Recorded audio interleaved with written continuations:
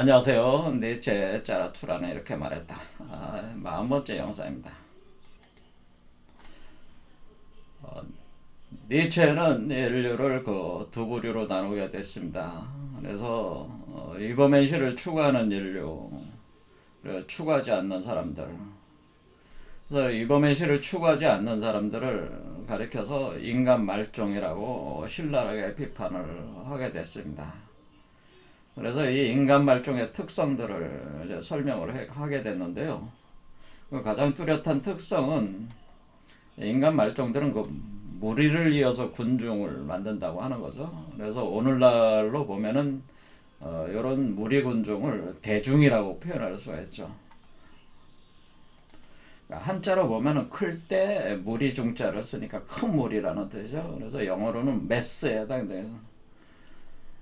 그리고 니체가 이 대중들이 추구하는 행복의 내용들, 그러니까 이들이 고안해낸 행복의 내용들을 우리가 같이 살펴봤습니다. 살펴보니까 지금 이들이 추구하는 행복, 고안한 그 행복의 내용들은 사실 21세기 인류가 추구하는 행복의 내용들과 거의 동일하다고 하는 걸 우리가 발견을 했죠. 그래서 니체가 굉장히 그 미래적 어떤 그것을 잘 살펴가지고 이것을 표현을 했다는 걸 알 수 있었습니다.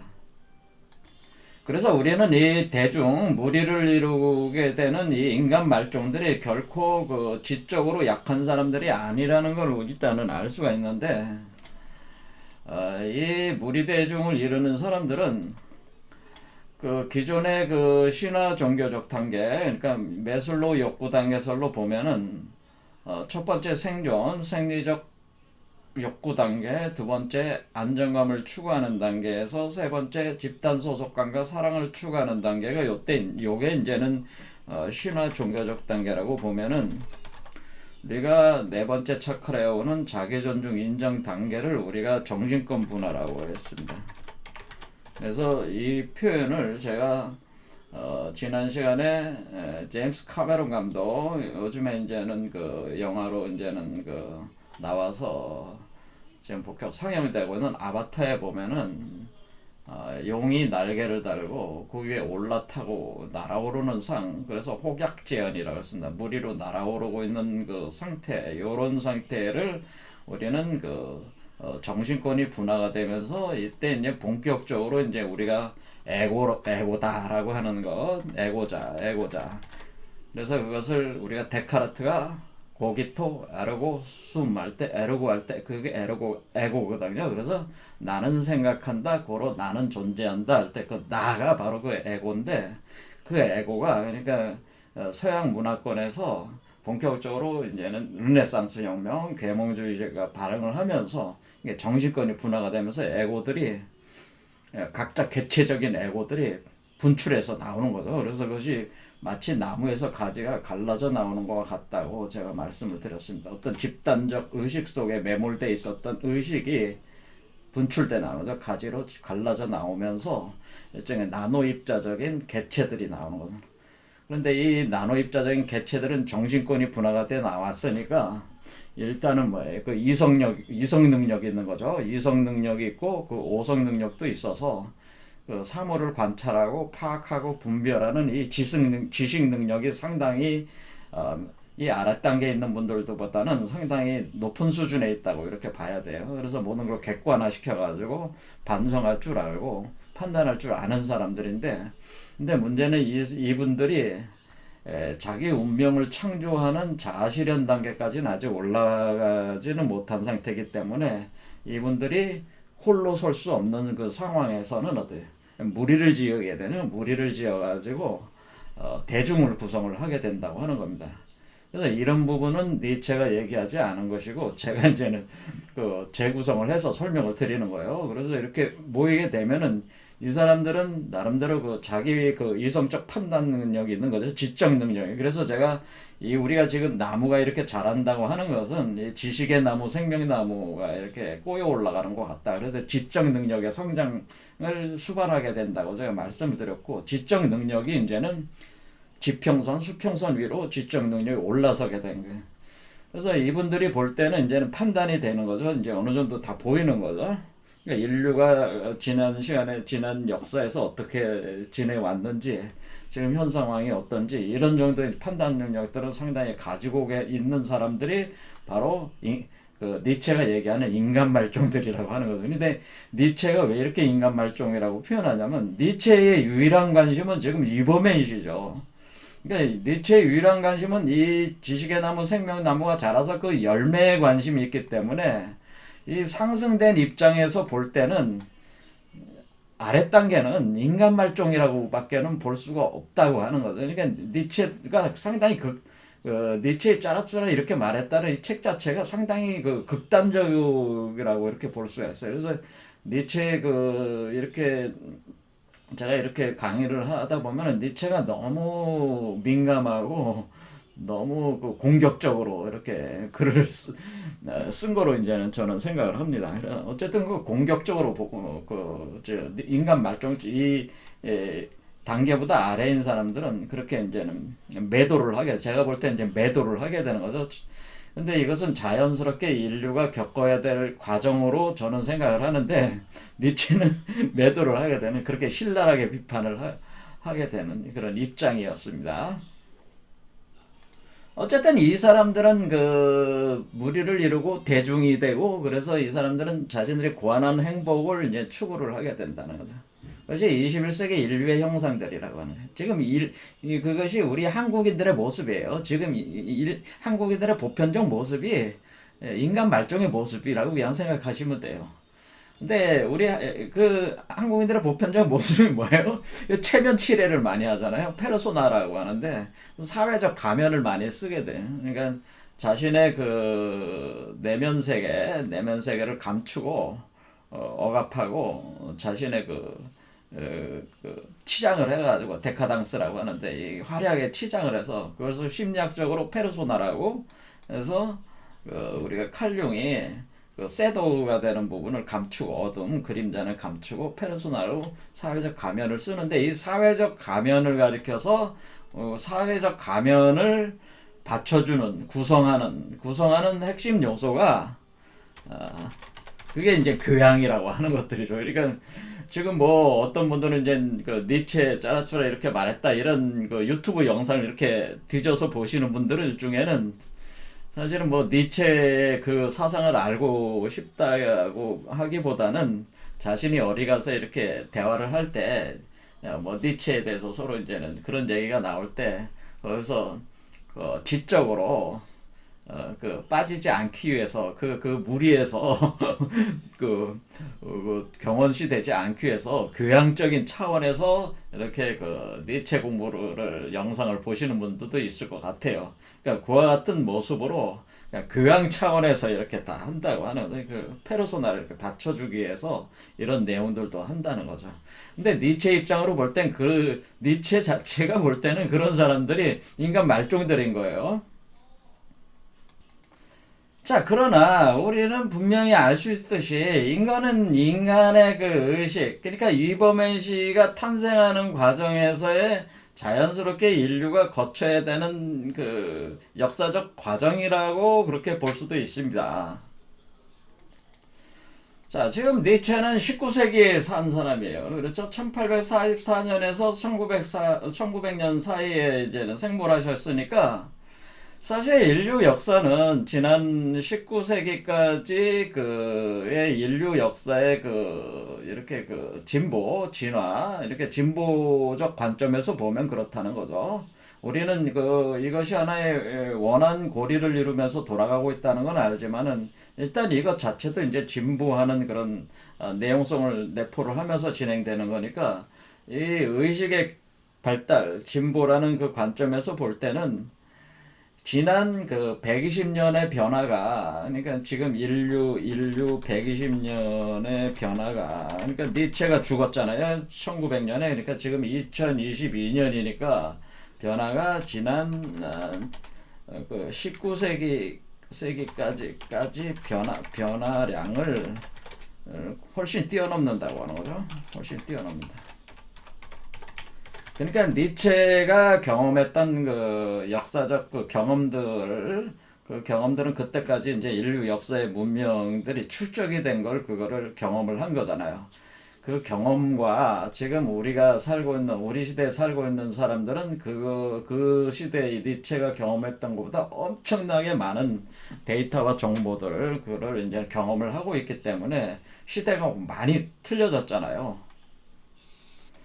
그래서 제가 생각할 때는 우리가 니체가 얘기하는 인간 말종이라는 이런 현상들에 대해서도 니체가 당대 생각했던 그래도 물론 미래를 보면서 나름대로 예측력이 니체도 뛰어났지만은 그거보다 더 커다란 변화가 있었기 때문에 그런 관점들을 우리가 좀 더 깊이 한번 살펴볼 필요가 있습니다. 그래서 오늘 그걸 보려고 하는데요. 무작정 볼 건 아니고 현대 문명 비판가 중에 가장 뛰어난 사람으로서 제가 인정을 하고 있는 사람이 바로 유발 하라리라는 사람이 있어요. 그래서 유발 하라리라는 분이 를 통해 가지고 현대 인류의 그 상황을 이렇게 살펴보면서 그 얘기들을 계속 진행해 보도록 하겠습니다.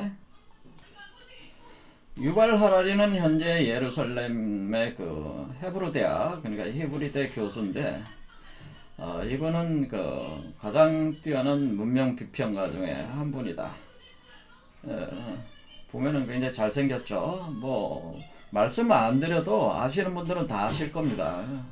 기본 교양으로도 알고 있어야 될 뿐이죠. 그래서 이분의 그 양력을 좀 살펴보면은 이스라엘 하이파에서 출생해서 옥스퍼드대 박사입니다. 영국 박사학위 받으셨고 세계적으로 이제 베스트셀러에 이런 작품들이 있는데 그 호모 사피엔스를 출간했고 2014년에 그러니까 2016년에 호모데우스를 출간을 했어요. 그래서 2017년까지는 세계 45가지 언어로 번역돼서 1200만 부나 판매가 됐다고 하는 거죠. 오바마 전 대통령 빌 게이츠 저커버그가 추천했다. 2018년 다보스 브론키조 연설을 했다. 자, 여기까지. 그래서 지금 현재 근데 자, 얼굴이 깨끗하게 잘생기셨어요. 샥하게 생겼죠? 샥하게. 자, 이번에 대표적인 저서는 사피엔스, 호모데우스, 21세기를 위한 21가지 제언 이렇게 되어 있습니다. 자, 이런 내용이 되어 있고, 자, 이분이 그 올해 초에 2022년, 그러니까 올해 초에 EBS, 저 교육방송이죠. 위대한 수업. 여기 보면은 잘 돼 있더라고요. 위대한 수업. 여러분들도 무료니까 한번 시청해 보세요. 유발 하라리만 나온 게 아니고, 당대 뛰어난 그 철학가, 물리학자라든가 뭐 사상가들이 다 출연을 해서 했던 그 영상들이니까, 여기서 이제 신년 특집 4부작으로 유발 하라리에게 듣는다 이렇게 방영을 했습니다. 그래서 제목이 유발 하라리 인류가 만든 허구의 노예로 살 것인가 주인으로 활용할 것인가 이런 주제를 가지고 하는 거죠. 지금 뭐 우리가 허구의 노예 그러니까 노예냐 주인이냐라는 문제잖아요. 그러니까 우리가 지금 니체가 얘기하는 것도 사실은 운명의 주인이냐, 운명의 노예냐 그런 거죠. 니체도 그거잖아요. 여러분 우리가 운명의 주인이 될 것이냐, 노예가 될 것이냐. 사실 이게 니체의 핵심적인 주제거든요. 그러니까 위버맨시는 운명의 주인이네. 그렇지 않은 자는 노예가 되는 거기 때문에 사실 동일한 얘기를 하고 있는 거죠. 그래서 노예가 되면 그냥 숙명이 되는 거죠. 그러니까 우연적인 존재가 되는 거고, 운명은 뭐예요? 자기 스스로 운명을 창조해서 필연적인 운명으로 만드는 거니까 필연적 존재로 자기를 구현하는 존재라는 거 하는 거예요. 니체의 이게 위버맨시의 가장 핵심적인 개념이 운명의 주인이냐 노예로 여전히 살 것이냐예요. 그것을 똑같은 그 주제라고 이렇게 볼 수 있는 거죠. 자, 그래서 여기서 이제는 요 내용을 그냥 쭉 읽어보면 되겠습니다. 현재 인류는 어떤 위기를 맞닥뜨리고 있느냐. 급격한 기술 발전, 양극화와 인간 수혜를 야기하고 있는 자본주의 경제는 바뀔 수 없는가? 21세기 진정한 민주주의는 어떻게 실현될 수 있을까? 뭐 이런 겁니다. 그래서 한국교육방송의 위대한 수업 그레이트 마인드 신년 특집 첫 번째 인류의 진보 역사, 인류를 위협하는 세 가지, AI와 직업의 미래, 데이터 권력과 민주주의를 주제로 이렇게 4번 강의, 각 15분씩, 그래서 총 1시간 했습니다. 자, 그래서 첫 번째 인류 진보의 역사, 요거 보겠습니다. 자, 여기서 유발 하라니는 종교와 경제 등 국가 등 자연의 법칙이라든가 신의 율법처럼 보이는 수많은 개념이 인간 스스로 허구의 이야기를 만들었다고 하는 거죠. 그러니까 이 개념들 자체가 허구라고 하는 거예요. 사실은 우리가 사실 과학도 마찬가지예요. 과학이라고 하는 우리 자연 법칙이라고 하는 것도 이 과학 법칙도 이제 나중에 이제 토마스 쿤의 그 과학혁명의 그 구조 이론, 그 이제 패러다임이라는 개념을 이렇게 살펴보면은 이게 과학 법칙들도 계속 변하면서 이렇게 재구성을 됩니다. 사실은 그러니까 인간이 성장함에 따라서, 그러니까 지적 성장에 따라서 과학의 영역들도 어떻게 돼요? 그 내용성들이 계속 이제는 바뀌어 나간다고 하는 거죠. 어쨌든 이것이 인간이 만든 개념들이에요. 그래서 수많은 개념이 인간 스스로 허구의 이야기를 만들었다라고 하는 거예요. 그런데 이것을 신뢰한다는 거죠. 우리 인간들이 만든 개념들을 우리가 얼마만큼 신뢰하느냐에 따라 이제 달려 있는 건데, 우리가 이걸 신뢰하기 때문에 우리가 이게 구성이 돼서 가는 거다 이거죠. 자, 이것은 인간의 지적 능력을 얘기하는 거죠. 우리가 이제는 어떤 그것을 이제는 종교라든가 경제라든가 뭐 국가적인 개념이라든가 이런 것들은 우리가 대상화시켜서 이렇게 지식화시키는 그 과정 자체가 추상화 가상화시키는 것이 사실은 허구적인 거죠. 허구적인 건데 그것을 지식으로 만들어 가지고 계속 축적하면서 계속 전수하면서 우리가 진보를 하고 있는 거 아니겠습니까? 자, 이렇게 해서 인간은 이와 같은 지식 능력이 있다고 하는 거죠. 그것이 바로 우리가 지식의 나무의 성장이라고 이렇게 볼 수가 있습니다. 지식의 나무, 제가 늘상 얘기했듯이 지식의 나무와 생명의 나무가 꼬여 올라가는 거예요. 계속 인류가 의식의 진보를 한다고 하는 것은. 그래서 우리가 그 일반적인 짐승과 다른 거는 뭐냐면 인간의 지식화 능력이라고 하는 거죠. 그러니까 지식화 능력, 그리고 허구의 이야기를 만들 수 있는 능력, 그리고 이것을 신뢰를 통해서 같이 이렇게 상호 협업하면서 문명을 전개할 수 있는 능력, 이런 것들이 인간의 능력이라고 하는 건데, 그런데 문제는 이게 지식이 이제는 계속 그 발전하면서 이렇게 그냥 순차적으로 발전하는 게 아니라, 이게 지식이 이렇게 정상적으로 발전하다가 갑자기 탁 뛰는 크리티컬 포인트들이 한 번씩 있다고 하는 거죠. 그러니까 여기 세 번째 차원에서 네 번째 올라갈 때 탁 점프한다는 거죠. 이렇게 또 여기서 또 탁 점프한다는 거죠. 그러니까 이게 어느 정도 꾸준하게 이게 집착이 돼 있어요. 타나토스적으로 존재를 하다가 툭 뛰어오르는 그런 것들이 있어요. 그래서 여기서 이제 내용하는 게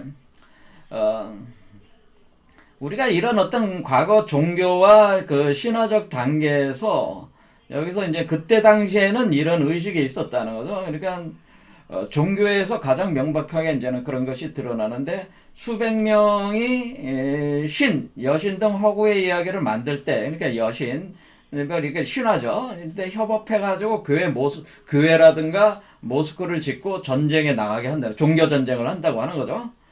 또 여성이 남성보다 열등하다고 본다. 이게 이제 그 당시 종교 사회적 그 수준의 단계라는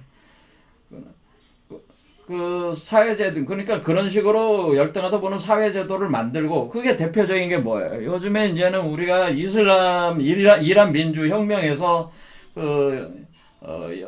20대 초반 여성이 그 히잡을 잘못 썼다는 그 이유로 이란에서는 도덕경찰이라는 게, 도덕경찰이 잡아다가 뭐 폭력을 가했던지 해서 이렇게 사망하는 사고 때문에 이란이 지금 확 뒤집혀져 가지고 이란 정권이 지금 그 민주혁명이 일어나면서 그 일종의 지금 그 혁명 수비대 이란 정권에서 자기네 군대와는 따로 혁명 수비대라는 그 일종의 이 종교 정부가 운영하는 그 군대 비슷한 그 조직이 있죠. 거기에 이제 대항을 해가지고 여기 있는 시민들도 지금 총칼을 들고 지금 그 민주혁명을 일으켜요. 그러니까 지금 가장 심각한 종교 단계에서 지금 문제가 되는 이슬람권이라고 저는 생각이 되는데 이런 이슬람 쪽에서 이란에서 이런 민주혁명이 일어나는 건 뭐예요? 기존의 그 종교 신화적 단계에서 그 억압적인 체제, 그러니까 여성을 남성보다 열등하게 보면서 그게 아주 제도적으로 국가 사회 제도적으로 눌러버리고 있잖아요. 이것에 대한 저항이잖아요. 그러니까 그런데 이것이 과거에는 그것이 가능했던 거죠. 이 인간의 의식 수준에서 과거에는 가능했지만은 지금은 더 이상 이것이 되지를 않는다고 하는 거죠. 그런데 이제는 여기 유발 하레리 입장에서는 바로 이러한 어떤 그 종교나 이런 신화적 이런 것들이 우리가 사회제도를 만들고 그렇게 하는 건데 그런 종교적 믿음을 구성을 했는데 그것은 사실 인간들이 만들어낸 허구라는 거죠. 그 당시에 지식체계에서 만들어진 개념이라는 거죠. 그저 2, 3천 년 전에 누군가 만들어낸 이야기 그 허구인데 그런데 그런 제도가 어떻게 만들어졌는지 역사적 배경과 맥락을 파악하면은 그 제도는 원래의 영향력을 잃게 된다. 그래서 우리는 이것 자체 종교사회적 단계에서 우리가 이것들이 어떻게 구성됐는지를 이해를 하게 되면은 이것 자체를 무너뜨리고 새로운 단계로 지금 점프해서 그러니까 이해하게 된다는 건 뭐예요? 그러니까 우리의 합리적인 이성을 사용을 해서 객관적으로 분석을 해서 이해를 한다는 거 아니겠어요? 그러니까 지식이 이제는 발전을 해서 이게 가능하다고 하는 거죠. 이렇게. 그러니까 지금 유발 하라리가 주장하는 것도 사실은 그 내용이 뭐냐면은 그걸 인간 해방이래요. 인간 해방. 자, 그래서 유발 하라리는 허구의 이야기, 바로 이와 같이 종교 신화와 같은 그런 허구의 이야기는 다른 사람들과 잘 협력하기 위해서 만든 도구일 뿐이었는데 그게 우리를 오히려 억압하는 그게 됐다고 하는 거죠. 그래서 역사의 진정한 가치라고 하는 것은 우리를 과거의 구속이라는 족쇄로부터 해방시키는 데 있다. 그래서 이분도 상당히 그 계몽주의적인 그 완전 거기에 있는 거죠. 그래서 역사를 공부를 해서 과거에 이미 죽은 사람들이 어떻게 우리를 지배하고 통제하는지 이해한다면 우리는 이 영향력을 약화시킬 수 있다. 더 많은 걸 보고 다양한 선택지를 찾으면서 우리는 세상을 지금과 다른 모습으로 바꿀 수 있다라고 제시했다. 자, 이거는 뭐냐면은 결국에는 이거는 그 우리가 이 유발 하라리의 기본적인 생각 자체는 뭐겠어요? 바로 이런 그 정신권의 분화, 그 해방, 그러니까 이 정신권 분화를 통해 가지고 인간 해방이 지금 일어난 거잖아요. 그래서 인간 해방이라고 하는 것은 우리가 노예 해방, 여성 해방, 어린이 해방, 노동으로부터 해방, 아무튼 해방되는 그런 거죠. 이렇게. 그래서 우리가 이런 것이 인간의 정신적 능력, 이성 능력을 통해서 이것을 벗어날 수 있고 그것이 사실은 역사의 진보의 방향이다. 라고 유발 하라리가 여기 얘기하는 것은 상당히 그 서양 전통에서는 그 정신사적 그 문명적 전통에서는 지식의 전통에서는 너무나 당연한 얘기죠. 여전히 르네상스 계몽주의적인 어떤 그런 관점에서 계속 얘기를 하고 있는 거죠. 그리고 또 이러한 해방이 돼야지만이 자기 존중, 인정, 그 다음 단계가 바로 자아실현 단계니까 자기 운명 창조 단계로 들어갈 수가 있는 거기 때문에 유발 하라리가 얘기하는 그 단계가 일단 성숙이 더 돼야 된다 그런 얘기죠. 근데 지금 우리가 지금 좀 전에 제가 그 이란 그 사건에서 봤듯이 여기 민주혁명 단계에서 아직까지도 인류의 거의 한 50% 이상은 사실은 그 정신의식의 수준이 요 세 번째 수준에 있는 사람들이 최소한 50% 이상은 아직은 여기에 머물러 있기 때문에 지금 이게 막 섞여 있는 거죠. 나름대로 섞여 있습니다. 그래서 지금 이런 방향으로 오니까 아직까지도 여전히 그 세 번째 단계의 힘이 강하니까 일종의 잡아당기는 중력이 강하니까 이것을 해방하는 방향으로 가야 된다라는 게 일단 유발 하라리가 던진 거죠. 그런데 이렇게 인간 해방, 바로 이렇게 정신권이 분화가 되면서 가장 뚜렷하게 제가 그 얘기를 한 게 과학기술의 혁명이 일어났다고 하는 것이 이것이 가장 핵심이라고 제가 말씀을 드렸습니다. 과학기술, 기술의 혁명. 과학기술 혁명이 지속적으로 일어나니까 이것이 인류 사회에서는 산업혁명으로 드러나는 거죠. 그러니까 제1차 산업혁명, 2차 산업혁명, 3차, 4차 산업혁명, 뭐 요즘에는 뭐 5차, 6차까지 나오지만 일단 4차 산업혁명까지 진행된 입장으로 볼 때는 4차 산업혁명의 그 핵심적인 내용은 정보혁명이잖아요. 그 정보혁명 단계까지 지금 올라왔단 말이에요. 그러면서 과학기술 혁명이 현대의 그 인류의 그 여러 가지 그 물질적 조건을 개선을 시키고 정신적인 부분도 숙성시키는데 사실은 핵심적인 역할을 한 것은 과학기술 혁명이라고 볼 수가 있습니다.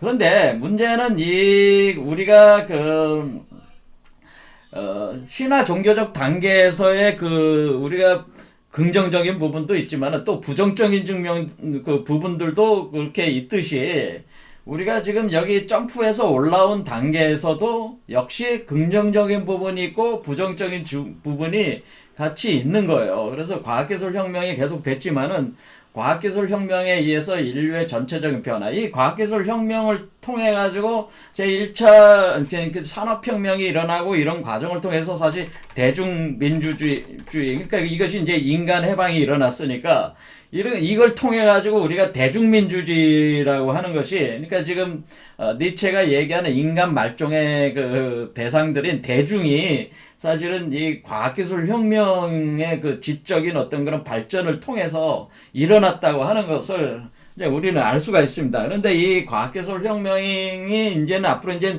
계속 주도를 하게 된다는 거죠. 그러니까 종교 신화적 단계가 아니라 앞으로는 계속 과학기술 혁명이 계속 더 강하게 진행이 되리라고 하는 것이, 그것이 바로 유발 하라리의 입장이고, 근데 이런 과학기술 혁명이 가지고 오게 되는 또 부정적인 측면들이 있다고 하는 겁니다. 그런 부분들을 인류를 위협하는 세 가지 요소에 대해서 얘기를 하는 거죠. 첫 번째는 세계 대전과 핵전쟁의 위협이 있다. 이건 뭐 누구나 다 아는 내용이고, 두 번째는 생태계의 파괴가 있었다라고 하죠. 그래서 오늘날 뭐 지구 온난화 현상이라든가 이런 걸 이제는 그런 걸로 이제 퉁치기는 하는데 100% 맞는 얘기는 아니지만은 결국 우리가 이 과학기술이라고 하는 것은 일종의 인간의 자율성, 그러니까 인간의 지식에 의한 인류 그 지식혁명에 의한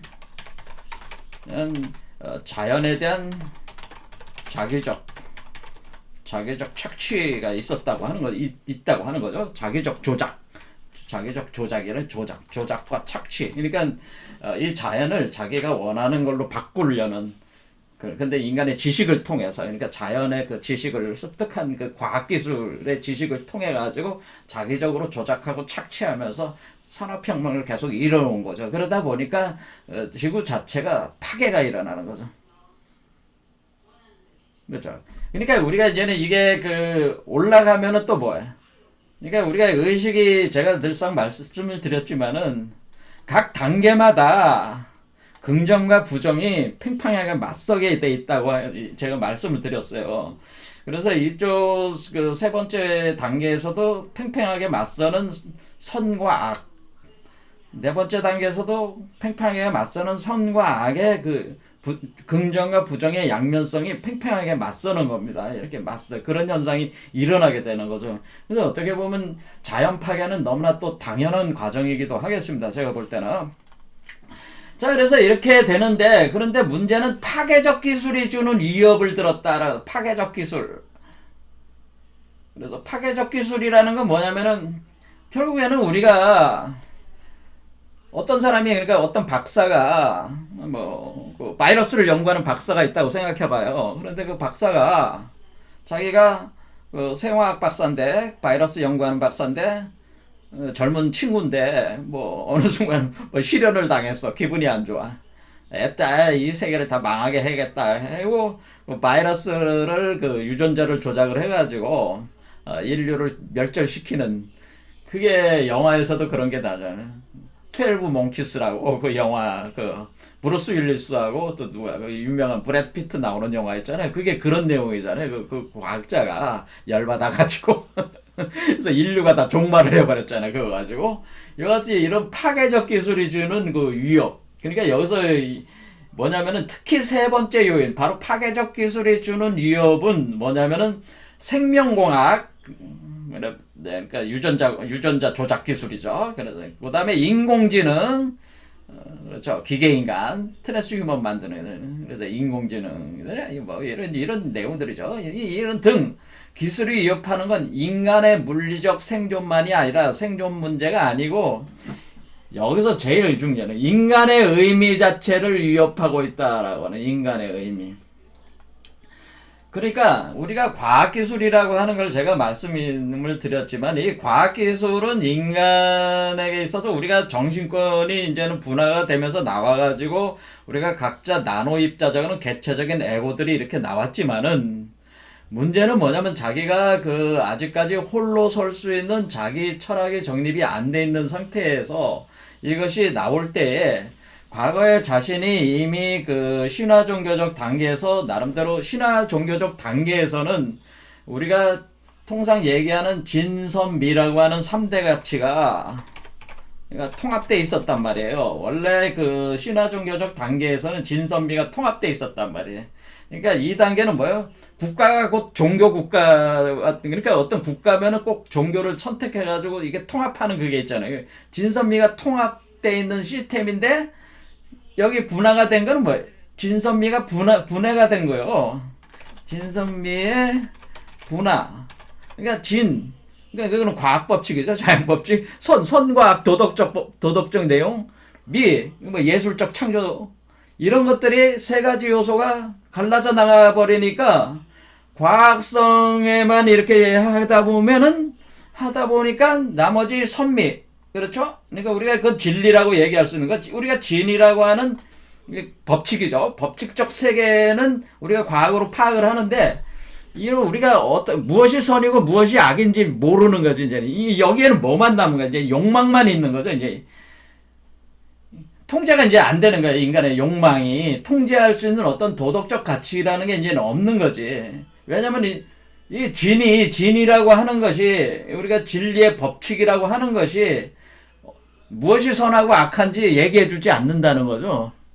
그렇죠. 그냥 법칙이 무엇이 선하고 무엇이 악한지 얘기해 주나요? 주질 않잖아. 우리가 과학 법칙이. 그리고 미라고 하는 것도 맞아요. 예술적인 무엇이 아름답고 무엇이 추한지도 얘기해 주는 게 아니라는 거죠. 이게. 그렇게 되면 어떻게 인간이 왜 존재하는지 존재의 의미 자체가 없단 말이에요. 이게 우리가 여기 신화 종교적 단계에서 나름대로 그 수준에서의 진선미가 통합돼서 의미를 가지고 있었다. 그런데 우리가 분화가 돼서 나와서 좋기는 하지만은 뭘 어떻게 살아야 될지 모르는다는 거지. 그래서 무리 대중을 이루는 거는 그런 특성이 있는 겁니다. 그래서 여기서 지금 우리가 유발 하라리도 이것을 정확히 집어내는 게 뭐예요? 결국 인간의 의미 자체, 그러니까 인간이 어떻게 살아야 되느냐라는 그 인간의 존재 의미, 그렇죠? 어떻게 살아야 되느냐. 그러니까 우리가 과학기술이 아무리 발전해도 인간의 존재 의미에 대한 답을 주는 것은 아니라는 거예요. 어떻게 살아야 되나. 이것은 뭐냐면은 결국 이것은 우리가 이제는 여기서 우리는 이미 여기서 이미 신은 죽였다. 이미 인류는 신을 죽였어. 이미 인류는 신을 죽였잖아요. 종교 신화적 단계를 죽였잖아요. 그렇죠. 거길 벗어났는데 그런데 어떻게 살아야 되는지를 모른다는 거지. 자, 이렇게 되면 여기는 뭐예요? 극도의 그 허무주의가 이제는 허무주의. 그리고 여기 안에는 뭐냐면 제가 이제는 말씀을 드리기를 우리의 여기 지금 유발 하라리는 사실 이런 그 문명 비판을 해도 이런 어떤 심리학적인 부분에 대해서는 깊이 있는 거는 보여주지는 하고 있는데 사실 인간이라고 하는 것 자체는 사실 그 인간의 그 본성적 구조가 이 자기를 향한 자아 에고는 자기를 향하게 가게 돼 있고, 자기는 자아 에고를 끌어올리게 돼 있단 말이에요. 그러니까 자기 셀프라는 건 인간의 본성이라는 거예요. 이 본성이 자아를 자기 인식 과정을 통해서, 각인 과정을 통해서 잡아당겨 오르고, 자아는 자아 실현이라는 과정을 통해서 자기를 향해서 나가면서 개인들이 분화가 되면서 동시에 일자화가 되는 이런 현상으로 이것이 가는 것이 원래 인간의 내재적 심리 운동이라고 이렇게 볼 수가 있는데, 그런데 문제는 뭐냐면 현대 과학기술적 어떤 세계에서는 이런 부분들이 무의식적인 부분에서 계속 가동을 하고 있기 때문에 이 자아에고가 자기를 향해서 가고 있는 그것을 과학기술적인 어떤 그런 것이 어떤 증명을 해주거나 그렇지는 않는다고 하는 거죠. 그런 부분에서 이 자기 셀프 자체가 원래 이 자기 셀프는 제가 누차 말하지만은 그 원래가 시공간의 무한성, 이 자기 존재, 시공간의 존재의 시공간 무한성이 있고, 그리고 원래 이것은 그 뭐냐면은 우리가 완전한 지혜라고 그랬습니다. 완전한 지혜, 그리고 온전한 사랑, 무한한 힘, 뭐 이런 여러 가지 그 좋은 요소들이 여기 이제 다 들어가는 거죠. 이렇게. 그러니까 이 원래 이와 같은 나름대로 그 요런 특성을 가지고 있기 때문에 인간의 자아 에고는 요거 자기 셀프와의 요런 특성 간에 항상 비교 속에 있단 말이에요. 그래서 그걸 아들러의 그 열등감이라는 게 여기서 나오는 것이다. 그래서 원래 인간들이 원래 이렇게 그 현상 세계에서 구현을 하려는, 그러니까 이 모습 자체가 사실 이 자기 셀프가 위버맨시거든요. 자, 위버맨시가 원래, 위버맨시는 근본적으로 어떤 특성을 가지고 있냐면은 존재의 시공간의 무한성, 그러니까 영원히 산다는 거죠. 그리고 공간적으로도 뭐예요? 지구 안에 갇혀 있는 게 아니라 우주로 나가는, 그렇죠? 그래서 우리 인류가 우주로 나가잖아요. 지금 과학기술을 이용해서. 또 뭐예요? 시간의 무한성, 그건 뭐예요? 인간이 영생하려고 하잖아요. 과학기술을 통해서. 자, 그리고 완전한 지혜, 인간이 끊임없이 지식을 추구하잖아요. 인공지능 만들고, 그렇죠? 인간의 마음까지 대상화시켜가서 지식화시키잖아요. 이건 이 완전한 지혜를 얻으려는 욕망이에요. 그리고 온전한 사랑, 무한한 힘, 이렇게 추구하게 돼 있는 것이, 이것을 가리켜서 우리가 인간의 그 위버맨시 프로젝션이라, 위버맨시 투사라고 하는 겁니다. 위버맨시. 인간은 근본적으로 내재적인 그 운동 자체가 위버맨시 투사, 그러니까 위버맨시를 구현하게끔 돼 있는데, 문제는 뭐냐면 위버맨시 투사 행위 자체가 지금 니체가 얘기한 대로 이런 식으로 우리가 그 위버맨시를 수태가지고 분만하는 형태가 아니라 현대의 과학기술을 가지고 이걸 구현을 하려고 한다고 하는 거죠. 예.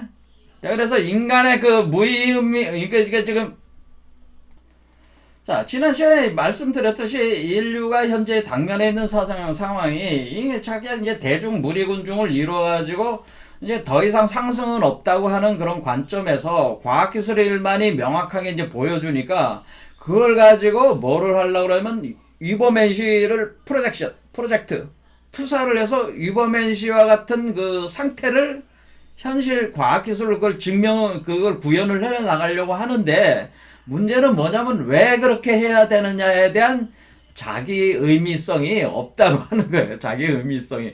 그래서 거기에는 굉장히 극도의 허무주의가 깔려 있을 수밖에 없다고 하는 건데, 이 과정 자체가. 그래서 지금 그 유발 하라리도 이것을 이제 상당히 그 깊이 인식하게 돼 있는 거예요. 우리는 신적인 힘을 얻기 직전에 와 있다. 신의 영역이었던 창조와 파괴의 힘. 게다가 인공지능으로 완전한 비유기적 생명체를 만들 수 있다라며 인간과 AI의 가장 큰 차이점으로 의식을 꼽았다 하면서 이와 같이, 그런데 그 AI라고 하는 것은 감정이 아직은 없잖아요. 아직까지는 그 AI를 연구하는 사람들은 인간의 그 감정, 욕망들도 AI로 학습할 수 있다, 딥러닝 할 수 있다, 이런 생각에 대한 아직도 희망이 있어요.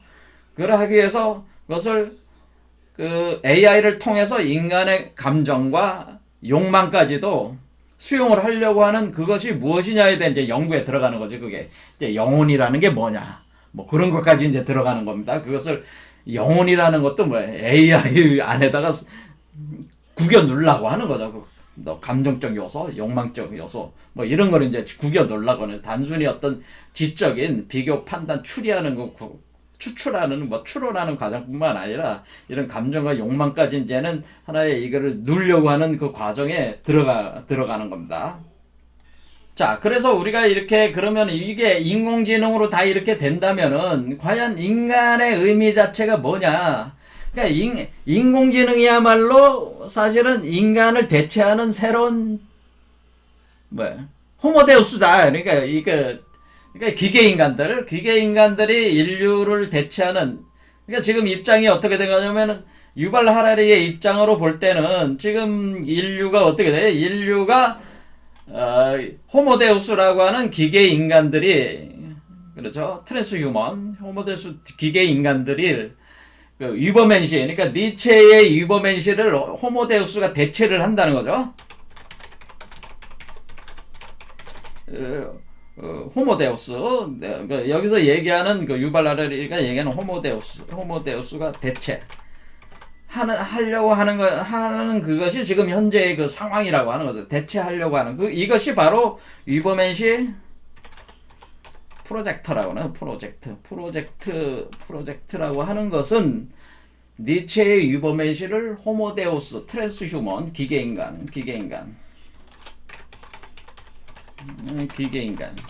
인간으로 이렇게 대체를 하는 것이, 이것이 유버맨시 프로젝트예요.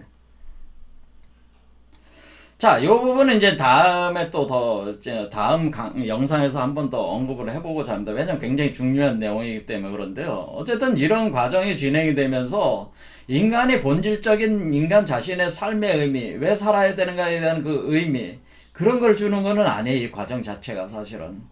그러니까 이런 프로젝트, 이렇게 기계인간으로 만드는 모든 과정 자체가 인간이란 존재 자체에 대한 어떤 의미성을 주는 거는 아니라는 거죠. 여러분들은 기계인간이 되고 싶습니까? 그래서 영원한 생명을 얻고 싶습니까? 그래서 우주를 날아다니면서 우주선 타고 화성도 가고 뭐 이렇게 그렇게 살고 싶습니까? 그건 사람마다 물론 틀리겠지만은 그것이 과연 의미가 있는 일일까요? 한번 깊이 생각을 해보세요. 자, 이런 식으로 우리가 이런 과학기술 혁명적 구조에 의해서 이렇게 진행되고는 이 유버맨시 프로젝트, 그것은 원래 유버맨시 가지고 있는 특성들을 현재 과학기술적인 인간의 의식 상태에서 구현을 하려고 하는 몸부림이라고 볼 수가 있는데, 그런 것이 본래 인간의 본성과 부합하느냐 이거죠. 이것이 부합하지 않을 때, 그때 어떠한 이 세상에 어떠한 파국이 올지도 모른다고 하는 거죠. 그게 그런 부분들을 우리가 고민을 해야 된다고 하는 거죠. 어쨌든 간에 이런 점들에 대해서 우리 유발 하라리는 이제는 어느 정도 감각을 가지고 있는 거예요. 이게 이 과학기술이 이렇게 계속 발전한다고 해서 삶의 의미를 주는 것은 아닌데, 여기서 인간들이 어떻게 여기서 이제는 될지는 모르겠다. 뭐 이런 복잡한 심정이 있는 거죠. 자, 그래서 AI가 이제는 이게 계속 발전을 하면은 직업이 이제는 없어지는 거잖아요. 그러니까 예전 아디다스, 나이키 신발 생산할 때 한 2,000명 쓰던 공장이 지금 자동화니까 3명만 들어가서 하는 게. 그러니까 제가 격가지 얘기지만은 중국이 인구가 많다고 해서 그래서 좋은 거는 아니죠. 왜? 공장 자체가 다 AI화가 되기 때문에 사실은 사람이 그렇게 필요가 없습니다. 그래, 인구가 많은 나라라는 게 좋은 거는 아니에요. 왜? 그거 어떻게 먹여 살릴 거야? 그렇잖아요. 그래서 인구가 사실 줄어드는 게 오히려 나을 수도 있어요.